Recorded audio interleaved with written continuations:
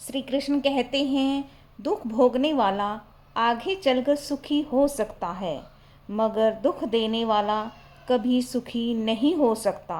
सबकी नकल की जा सकती है, लेकिन चरित्र, व्यवहार, संस्कार और ज्ञान की नकल नहीं हो सकती।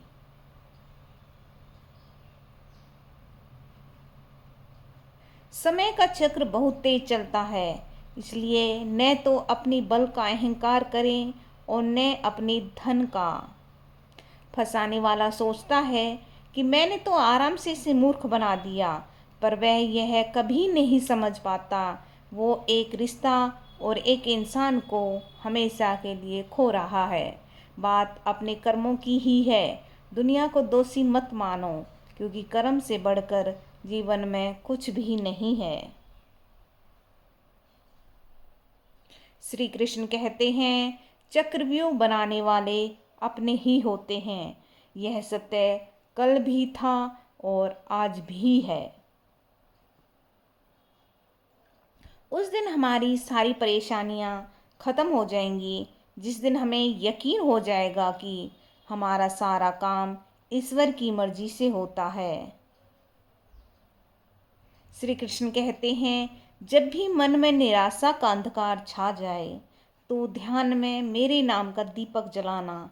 याद रखना, जहाँ आशा का दीपक जलता है वहाँ से अंधकार अपने आप भाग जाता है।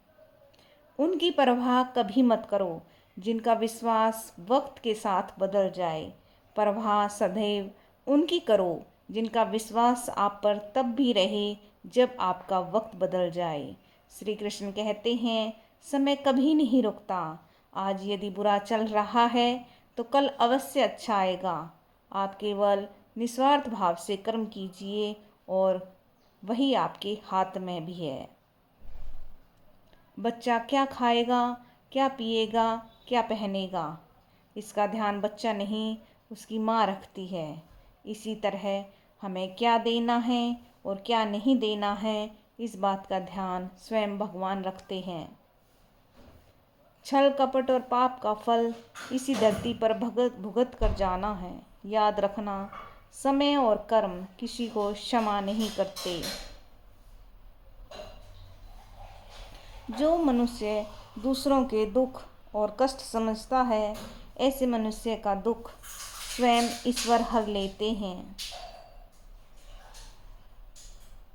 श्री कृष्ण जी कहते हैं, अगर कोई आपको मौका दे तो उसे कभी धोखा मत देना, और अगर कोई धोखा दे तो उसे जिंदगी में दोबारा कभी मौका मत देना।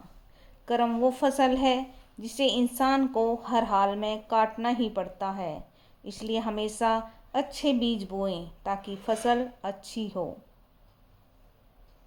एक बुद्धिमान व्यक्ति ज्ञान और कर्म दोनों को समान समझता है, क्योंकि ज्ञान और कर्म के संतुलन से ही जीवन सफल होता है।